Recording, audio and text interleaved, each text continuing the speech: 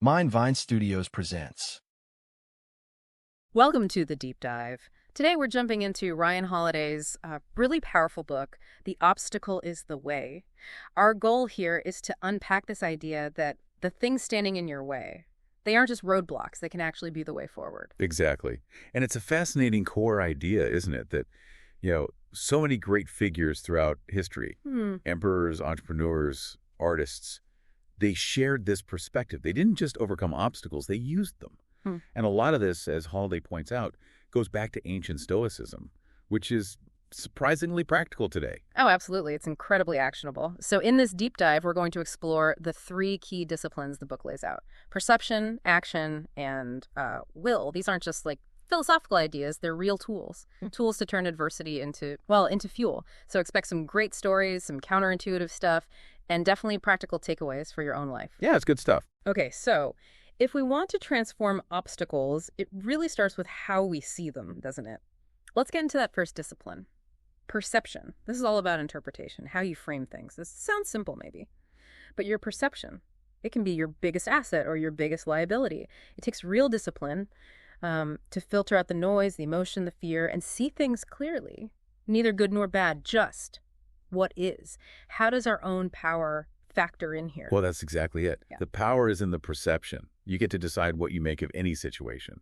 No one ultimately can force you to give up or to see things as hopeless. Your perceptions, they're yours. Think about Reuben Hurricane Carter, wrongfully imprisoned for, 19 years? Yeah, incredible story. Right, but he refused, utterly refused to be treated like a prisoner. He told the warden straight up, "I am not and never will be powerless." He controlled his attitude, his beliefs, his choices, focused everything on his case. And he came out, arguably a better man. He decided prison wouldn't break him. That's such a powerful example of just sheer inner strength. It hammers home that idea, doesn't it? Perception is everything. Reminds me of that line, nothing either good or bad, but thinking makes it so. A business mistake. Is it a disaster? Or is it, a lesson? A chance to train? Depends entirely on your frame. Exactly. And to get that clear frame, you've got to steady your nerves. Because when things get intense, when problems pop up unexpectedly, grace under pressure is everything. It's not about ignoring danger, obviously, but developing that cool, unflappable quality. And that coolness, that nerve, it's a kind of defiance, really, a form of control. Look at Ulysses S. Grant. The stories are legendary, right? Glass falling around him, didn't flinch, enemy shell kills a horse right next to him, kept looking through his field glasses. Right. He even ran towards an explosion at City Point. His nerve just And if your nerve holds, then the external event doesn't really derail you in the same way. You choose not to be intimidated. It's a conscious refusal to be rattled. Which connects directly to controlling those initial, emotional floods, right? Because panic just wrecks everything. You make mistakes, you can't think straight. You're reacting to fear, not the actual situation. Holiday mentions how NASA trained astronauts in the art of not panicking. Intense training. Yeah, running through launch day simulations hundreds of times until it was just routine. John Glenn's heart rate stayed below 100 during orbit. And the key concept there is apatheia. That Greek idea, it's about calm equanimity. It's not apathy like we think of it today, like not caring. Right, that's an important distinction. It's about shedding the irrational, the extreme, the unhelpful emotions, the ones that freeze you up. Ask yourself this question: does getting upset give me more options? Probably not. Almost never, right? Marcus Aurelius used to ask himself, basically, does this event prevent me from acting with justice, generosity, self-control? If the answer is no, well, get back to work. If the emotion doesn't change the facts on the ground, it's probably just getting in the way. That's a fantastic filter for our own reactions. And to reach that kind of calm, it seems we also need to actively practice objectivity, making that distinction between, okay, this happened, which is objective, and, oh no, this is bad, which is subjective. The book mentions Miyamoto Musashi, the samurai swordsman. He talked about the observing eye versus the perceiving eye. Exactly. The observing eye just sees what's there. No distortion, no story layered on top. It's like those Stoic contemptuous expressions exercises. Marcus Aurelius would strip things down. Fancy roasted meat is just a dead animal. Fine wine is just old grapes. Takes the magic out of it, in a way. Or rather, it takes the unnecessary baggage out. The goal is clarity. See things as they are. For your own problems, try looking at them like they're happening to someone else. It helps detach, right?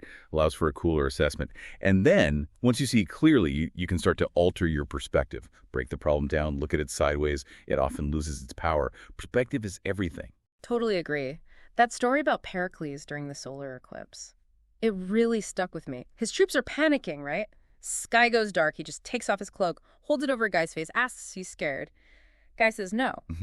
Pericles basically says, so what's the difference? It's just darkness. He reframed it instantly. It's about context, framing.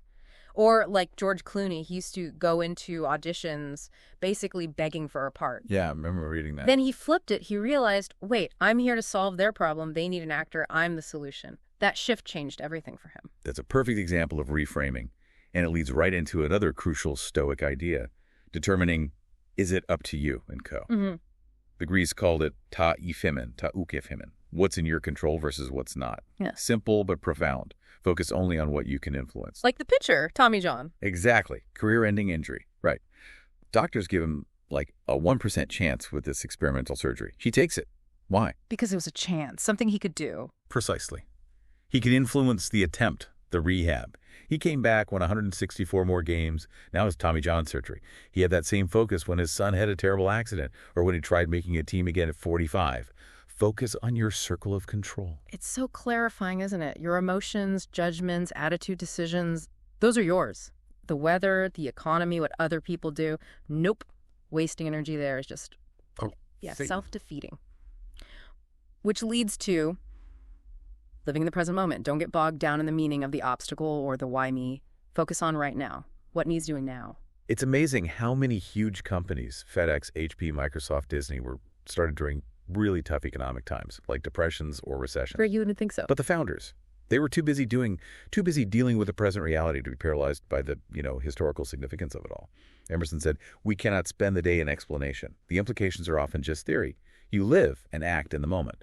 Things like hard exercise, meditation, they anchor you there. And when you're anchored, you can think differently. You can push back against conventional wisdom, against that realistic thinking that often holds us back. Your perception can actually start to shape reality. You mentioned Steve Jobs and his reality distortion field. How did that work? Well, Jobs just wouldn't accept it can't be done. Famously fired an engineer who said a new mouse design was impossible. The next guy did it. Wow. He pushed teams past what they thought were their limits because he refused to believe in those limits. He didn't tolerate people who wouldn't at least try for the impossible.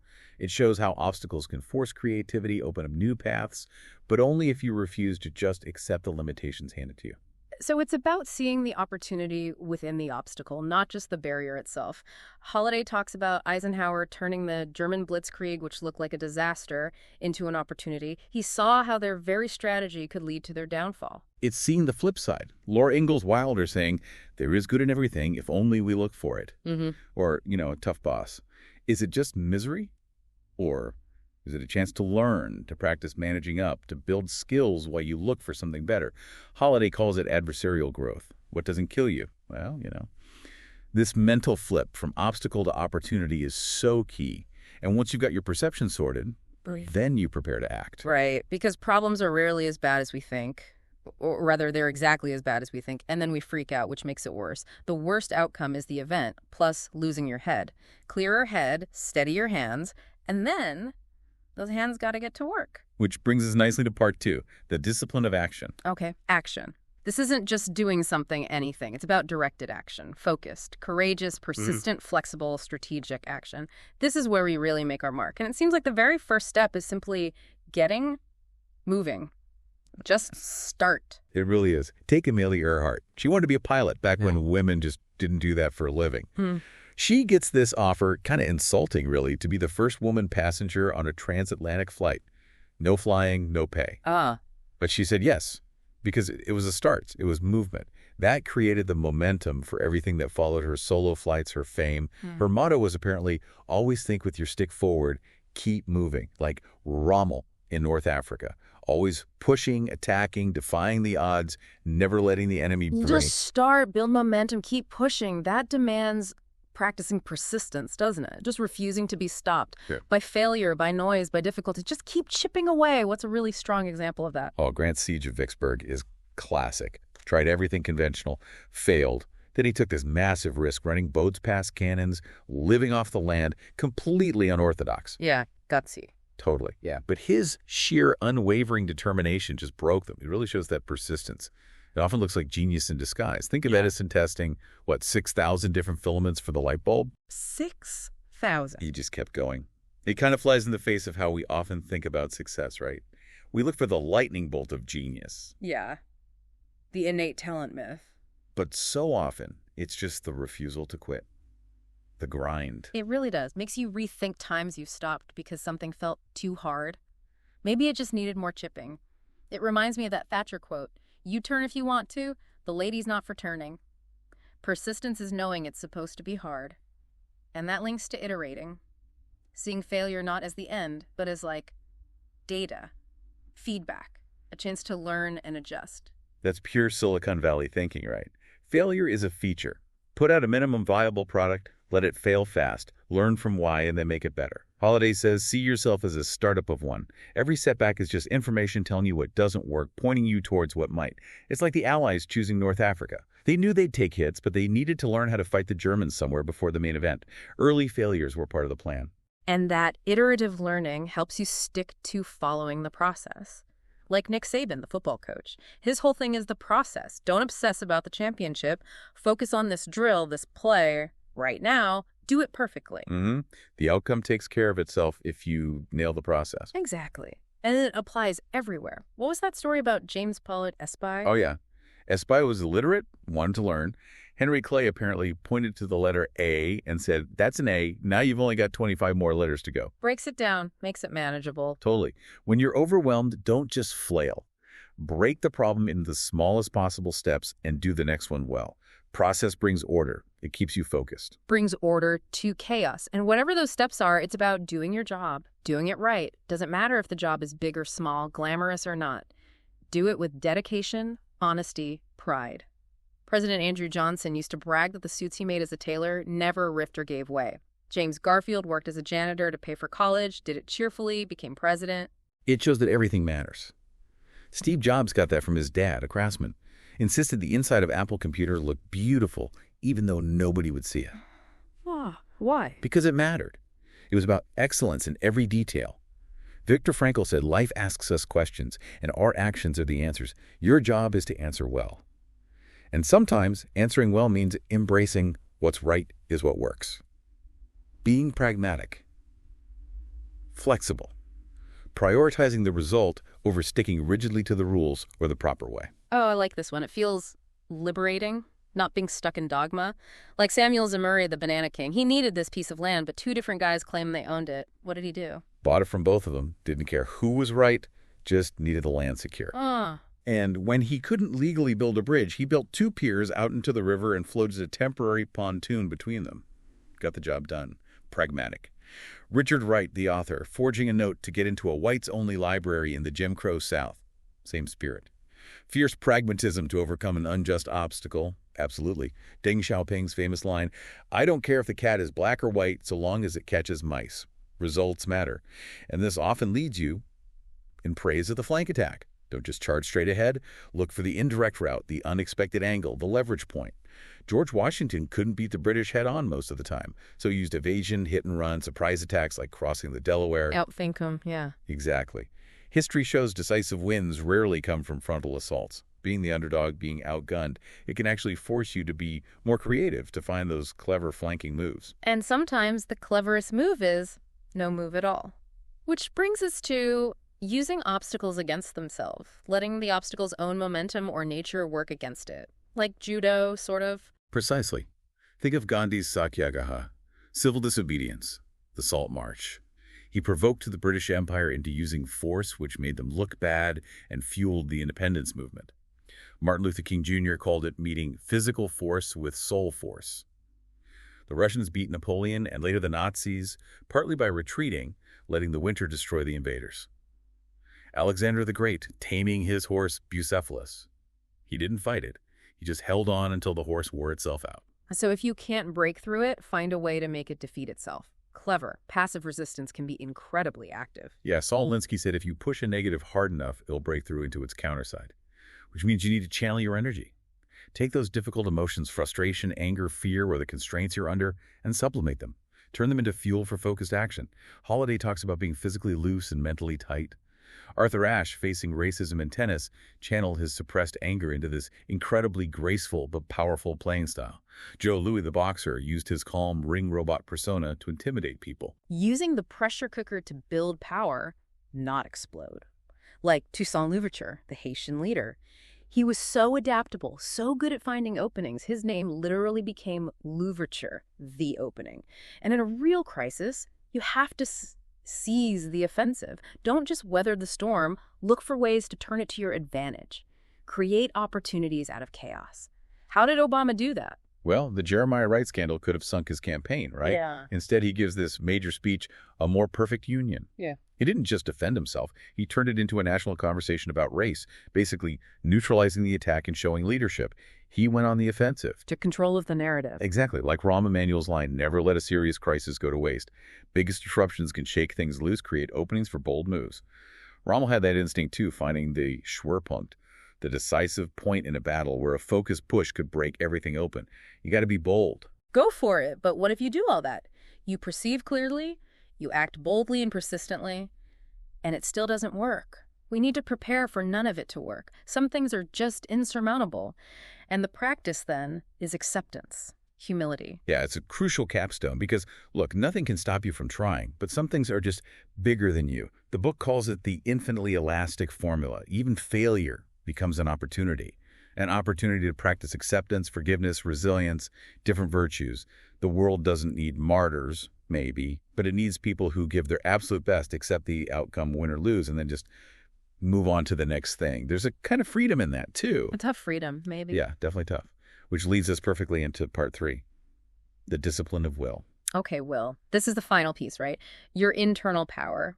Your bedrock when everything external is pushing against you. It's about fortitude, wisdom, endurance, finding meaning even when things seem truly unbeatable. Holiday says true will is often quiet, humility, resilience. Exactly. And the foundation for that is building your inner citadel. This internal fortress protects you. And it's not something you're born with. You have to build it. Through practice, mental and physical, especially when times are good.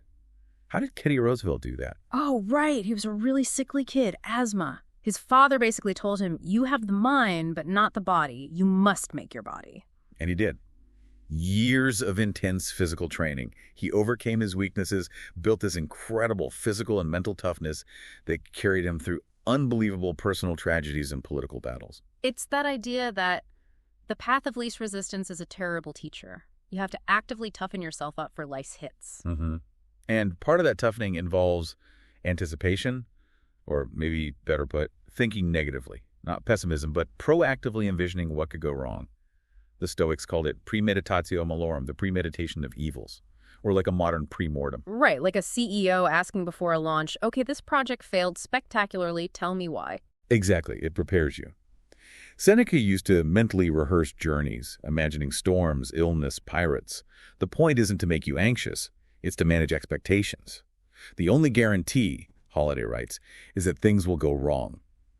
Anticipating trouble means you're less likely to be shocked or discouraged when it inevitably arrives. You've already thought about it. So you're prepared, mentally at least, which then makes the art of acquiescence easier. Accepting what you truly cannot change. And this isn't passive resignation, right? It's more like consenting to reality, which then forces you in new directions. It's an act of acceptance, yeah. Thomas Jefferson wasn't a great public speaker. He accepted that limitation and poured his energy into writing, became the author of the Declaration of Independence. Not a bad pivot. Not bad at all. Or Phil Jackson, the coach. Hip surgery forces him to coach from a chair. Seems like a disadvantage. But it apparently increased his calm authority. He adapted. When the cause of the problem is truly external, fighting it is useless. Acceptance lets you conserve energy and find a new path. It takes real toughness and humility, Holiday says, to accept things as they are, not just whine about how they should be. People used to sign off letters with Deo volonte, God willing. It acknowledged that not everything was up to them. And then, building on acceptance, you get to this really high level, loving everything that happens, amor fati, going beyond just accepting it to actually finding joy, finding love in whatever happens, turning I have to into I get to. That Edison story is wild. Oh, the factory fire, yeah. Years of work, up in smoke, Yeah. His reaction tells his son, basically, go get your mother. She'll never see a fire like this again. Unbelievable calm. And then says, it's all right. We've just got rid of a lot of rubbish. Starts rebuilding almost immediately. That's some more fatty. Or Jack Johnson, the boxer, facing intense hatred from the crowd, the opponent. He'd smile, joke, seem utterly unfazed. It drove his opponents crazy. He chose joy, chose cheerfulness, as a weapon almost. Nietzsche's idea. You want nothing to be different. You choose how you feel. Adversity isn't just endured, it's used. It becomes fuel. And that kind of inner strength powers perseverance. Ah, perseverance. This feels different from just persistence earlier. This is the long haul, right? Exactly. Persistence is hammering away at one specific problem. Perseverance is the overall ongoing will to keep going through multiple obstacles, setbacks, disappointments. Yeah. The marathon, not the sprint. Think of Odysseus' 10-year journey home. Just one impossible obstacle after another. But he had that iron-hearted will to get back. That deep refusal to quit no matter what. Holiday argues most failures aren't because the external situation was truly impossible, but because of a collapse of will. People just give up. But as the Stoics said, our actions can be constrained, blocked. But our will, our choice to keep trying, that can't be stopped, short of death. Keep buggering on, as Churchill supposedly said. And one powerful way to fuel that will, it seems, is to connect to something bigger than yourself. Focusing on helping others, serving a cause. It shrinks your own fears and problems, gives you this incredible strength. James Stockdale in the POW camp. Incredible example. Highest-ranking U.S. officer in the Hanoi Hilton, he could have gotten early release. Refused it. Instead, he chose to lead, to support his fellow prisoners. Unity over self became their motto. He endured years of torture to protect them, to uphold their code. John McCain, similar story. It really does put your own stuff in perspective, doesn't it? When things feel overwhelming personally, asking, okay, how can I make this situation better for someone else? Gets you out of that me loop. Compassion, camaraderie. Those are powers of the will, too. Untouchable powers. And the final piece of perspective, perhaps the ultimate one, is meditating on your mortality. Yeah, memento mori, remember you will die. Sounds morbid, maybe. A little. But it's not meant to be depressing. It's meant to be clarifying, energizing even. Montaigne, after a near-death accident, became fascinated by death, wrote about it constantly. It gave him this incredible perspective, this urgency, this appreciation for life. Knowing you have limited time, that you already have a terminal diagnosis, as we all do, focuses the mind wonderfully. What really matters, it makes you less afraid of trivial things. It encourages you to live fully now. Like the ultimate perspective shift indeed. Okay, wow. So, wrapping this up, we've really dug into this profound idea. The obstacle doesn't just block the path. The obstacle is the path. We've seen how people throughout history, Stoics or not, use these three pillars: perception, action, and will. Right. First, they learn to see clearly, manage perception, strip away the unhelpful emotions, see things objectively. Second, they learn to act correctly. Take directed action, be persistent, iterate, be pragmatic, use creative strategies. And finally, they endure and accept. They build their inner will, they acquiesce to what they can't change, maybe even learn to love it, and persevere towards a larger purpose. And it's a cycle, isn't it? A continuous loop, that Latin phrase, vires acquire undu. We gather strength as we go. Yeah. Each obstacle you navigate using these disciplines makes you stronger, wiser, more resilient for the next one. Life's not going to stop throwing challenges at us. That's a given. They'll keep coming. But maybe now, with these tools, you can see them differently. Not just brush them aside, but actually benefit from them.